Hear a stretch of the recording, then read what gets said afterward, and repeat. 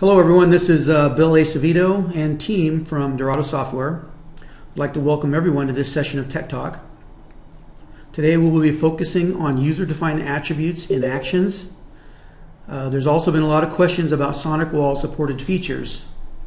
So we're going to merge this ACLI actions along with some information on SonicWall supported features as well. We'll start with a short demo on how to create actions or ACLIs using custom attributes, and I will be using a SonicWall device configuration to demonstrate. And after the demo, we'll review the other SonicWall supported features in a little bit more detail. Overall, this video should be about 10 to 20 minutes, and then we'll follow up with a Q&A session. If you have any questions or comments, please feel free to enter them in the GoToMeeting chat window, and we'll try to address as many of those as we can. Okay, so let's get started.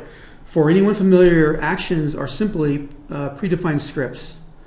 The most common type are embedded CLI or Perl scripts that push commands to a device. Actions are also referred to as ACLI or adaptive CLI, which stands for, it's called ACLI and it stands for Adaptive Command Line Interface. And so to get started here, I'm going to bring up OpenManage. To create a new action, you simply go to Resources and Actions, and you'll see the screen here. I have the Actions portlet already up. You'll see there's a variety of actions that are already preceded. To create a new one, you simply just right-click and select New Adaptive CLI. For the purpose of this demo, I'm going to show you one that's already been created, and we'll walk through it.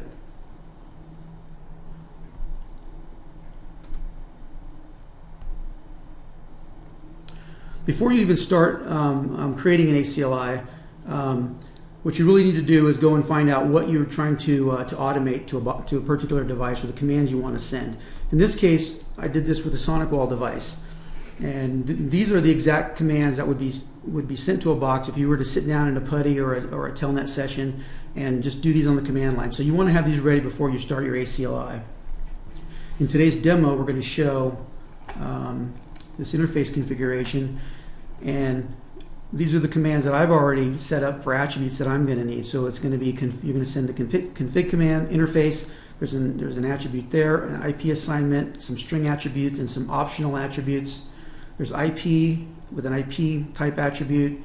There's going to be a mask attribute, and then a couple more IPs for DNS1 and DNS2, a gateway IP, and then finally a string value for a default for a user-defined string for a comment on this particular interface. And then the last part here is just some hard-coded commands that I want sent on every device that gets configured to this ACLI. And then finally we do a commit statement. So let's look at what this would look like if you needed to create this. So assuming we're creating a new one here, we would put in an ACLI name. Typically we want to use this option as CLI configure command, and our target is going to be a managed device. Down below here you have the ability to associate this particular ACLI to a particular device or set of devices, so that when you go to Resource Manager and right click, it will display this particular action. But what we're focusing on today is the attributes. And so the first thing you do is create your attribute set. Give it a name. And here's an example of the attributes that I've already set. If you wanted to create new attributes, you simply click New, and your options are a Boolean type, coded value, which is more of an advanced feature where you can extract values from the output of an ACLI. You can have a date, parameter, decimal, IP address, integer, long value. Inventory reference is the ability to select a parameter for devices that are already in inventory, and there's many attributes available in that area. And finally, there's a string attribute. So let's look at what I've set up here. Again, just referencing this, we're going to go, the first attribute is interface name. That's my attribute here. IP assignment aligns with the IP assignment options, and so forth with the rest of them. And we'll refer back to this particular one. So for example, an interface attribute name, this is simply a string value, and I've already set in here the string values that I want applicable to this particular command. You could leave this blank and the user could freehand enter whatever string they wanted to, but I want to confine it to these particular values. And I've also set a default string of x2 just so they have something that's set up here. And so that's an example of a string attribute. I'm not going to go into a lot of detail on these other properties and collection settings. We can go into that further when we talk about actions in general and maybe more advanced features. IP assignment. Again, this is just a string that's required on the box, and again, a set of values that I'm going to allow and a default value. IPs. An IP address is a particular type of attribute where it'll only let you put in an IP address. In this case, we will look at the properties. In some cases, you want to have an IP as a mask value or as a subnet or a 32-bit mask or allow any valid IP or V4 or V6, and you can require V6 if you want to. You would select these options for the mask attributes if you're using an IP address. For example, over here I have interface mask. I selected one of these values so that it will accept a mask value versus a regular IP. I'll give you an example of that. I don't believe I have it set here, but what I should have here is the IP mask checked. I could edit that, and it would allow me to put that as a mask, and I would just save that, and that would be our allowed value. So going through the list here, I got a couple of IP addresses I'm setting for DNS primary, DNS secondary, a gateway IP. There's a comment. Again, it's just a string that we're going to allow, and this last one here is not being used. One note here is attribute presentation is you're going to get a GUI when you go to execute this, and this will allow you to arrange the GUI in the order of the attributes you want to put in first. So let's look at the script and how these attributes are used in the script. To create a new one, you would just add a new script here and put in your commands. Again, we would just cut and paste these commands in here, and that's what I've done on this script.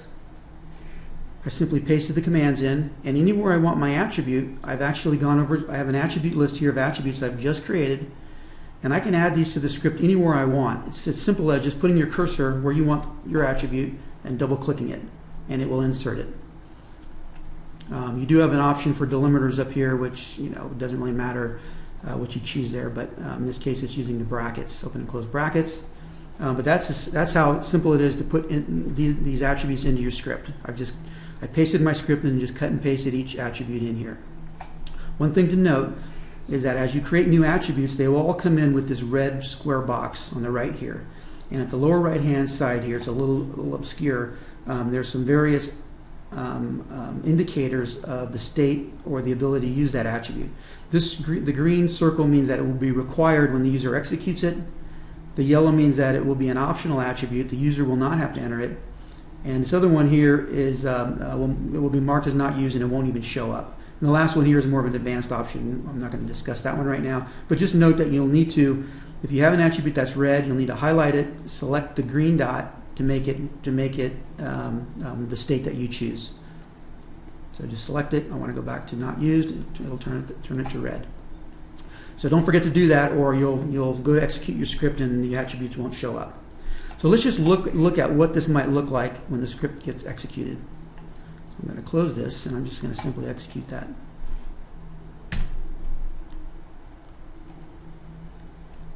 So it's going to ask us for the device, and I know this is on a SonicWall. I want to apply this configuration. So I'm going to select my SonicWall, and I'm going to add that selection.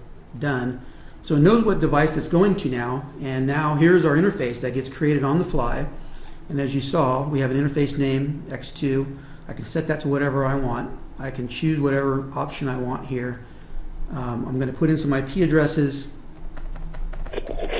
Just for example here, a net mask. Oops. And then I'm going to put in, I'm going to actually make this more unique because it might interfere. Okay. DNS primary.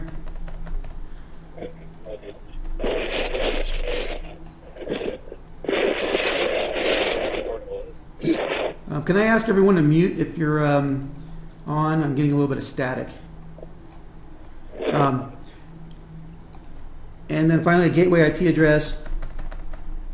And then a comment would be my default WAN interface, something like that.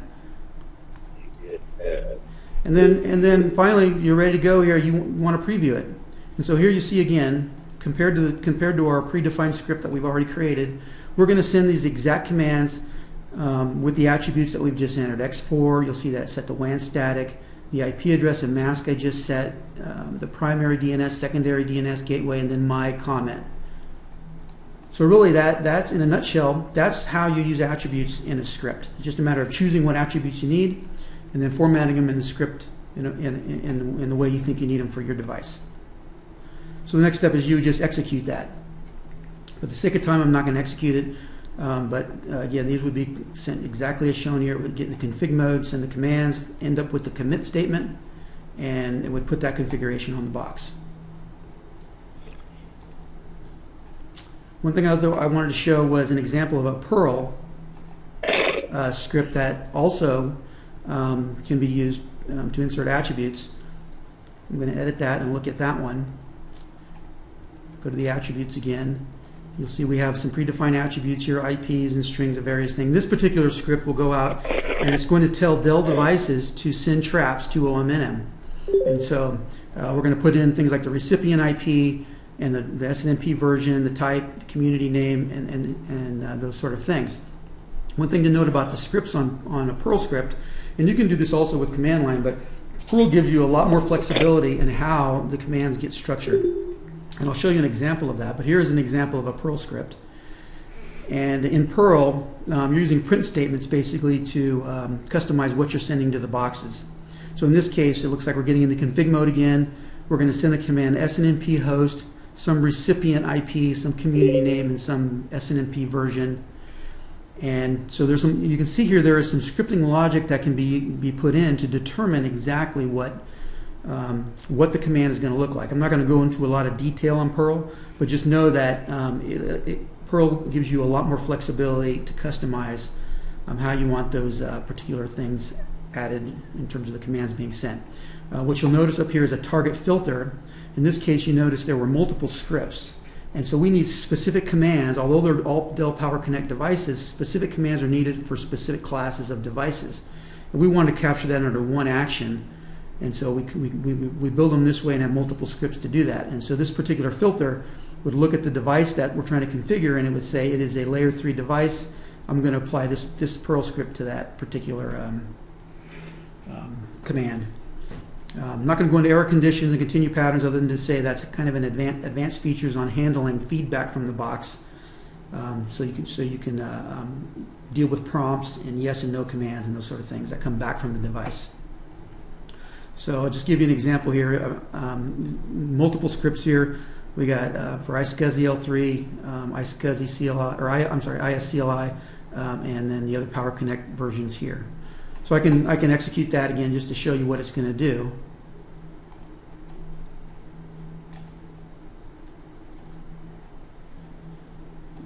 Pick a device here. So here again you have the ability to just put in the recipient IP. If I want to say it's my box right here that I'm on, oops, that's going to be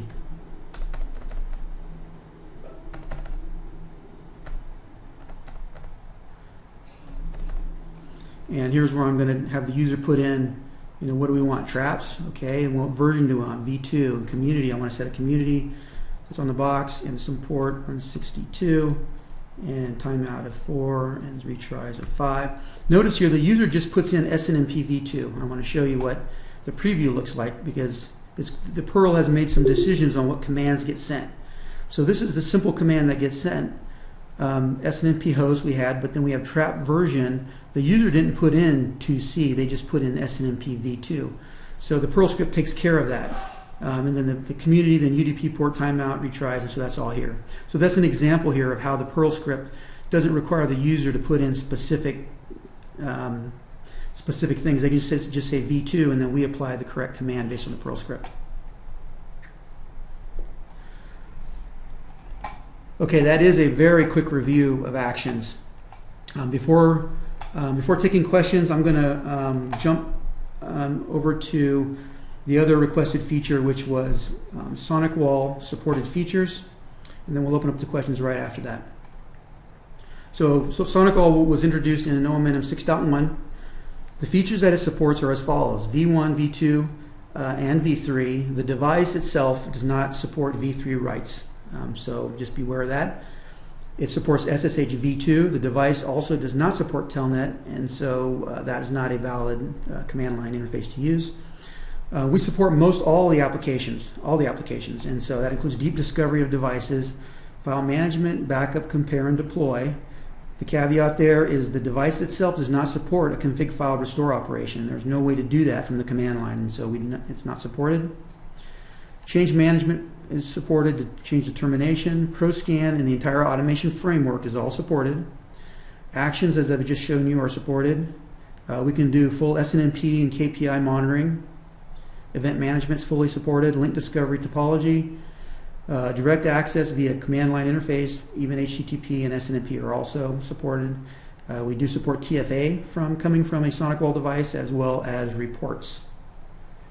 And so again, it's generally the entire application set of features is supported with a few caveats. And then finally here, there's a listing of the devices that we supported as of OpenManage 6.1. These are also available on the show versions in OpenManage. In 6.2, we are adding some more versions to this as well. Okay, I'd like to open up to questions now. I don't think anybody needs to unmute everybody that I had muted. And are there any questions at all before we wrap this up?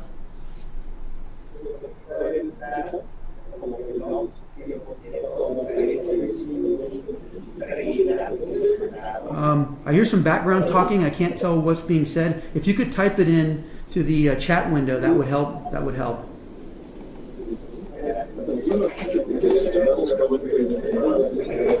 Okay, I do see a question here on does ACLI is this supported on devices running Cumulus OS?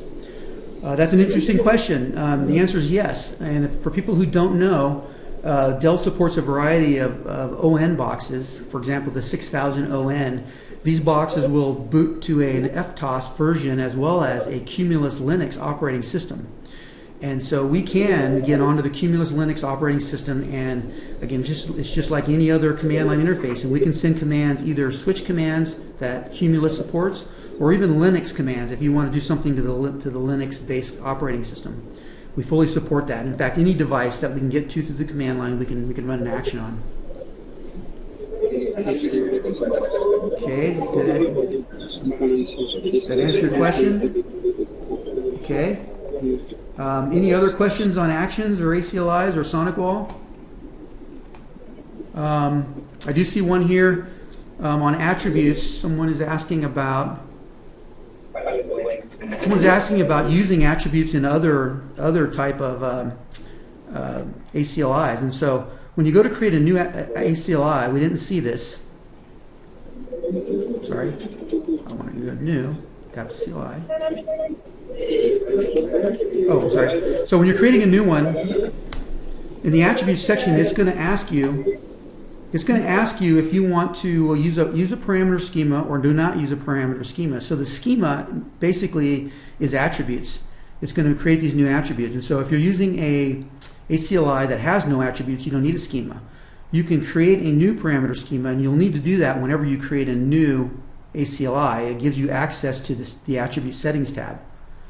And then finally, if you want to use somebody else's schema that's already created, that already has attributes, you can use this last one here, and you simply go select that set of attributes. It will give you an option here to do that. Another way to use attributes is the copy function. Any one of these ACLIs you can okay, so this is a feature that we were going to introduce in 6.2, the ability to copy these scripts. When you can copy these scripts, you basically are making a template, and you can create your own, modify the copy. But that won't be available until 6.2. So the answer is yes, you can use them, and just use pre-existing attributes. Okay, anybody else have questions before I wrap it up? Anything on actions at all? It was a very quick review.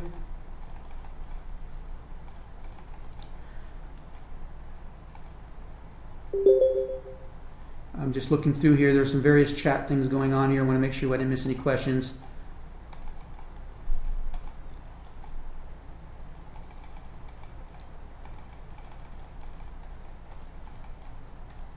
Okay, if there's no other questions, I'm going to wrap up this session. Thank you, everyone.